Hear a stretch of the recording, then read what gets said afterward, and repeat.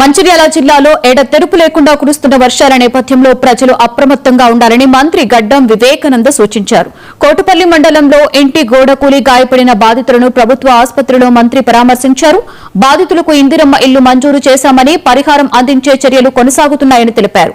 వర్షాల నేపథ్యంలో ప్రజల భద్రతకు ప్రభుత్వం అన్ని జాగ్రత్తలు తీసుకుంటుందని, శిథిలావస్థలో ఉన్న ఇళ్లలో నివసించే వారిని సురక్షిత ప్రాంతాలకు తరలిస్తున్నామని మంత్రి తెలిపారు. ఇల్లు కూలిపోవడం వల్ల వారి సతీమణికి గాయాలైంది, వారి కొట్టుకి ఫ్రాక్చర్ కూడా అయింది, హ్యూమరస్ ఫ్రాక్చర్.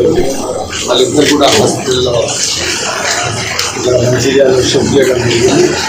వారిని పరామర్శించి వారికి ఇంకా ఇందిరమ్మ ఇల్లు కూడా శాంక్షన్ చేయడం కలెక్టర్ గారికి చెప్పినామో.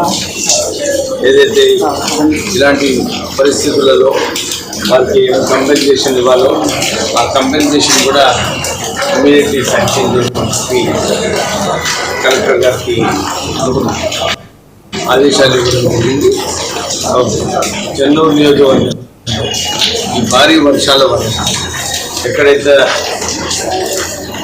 ఇబ్బందులు ఉన్నాయో అవన్నిటిని అందరికీ అధికారులకు ఇన్స్ట్రక్షన్స్ ఇవ్వడం జరిగింది.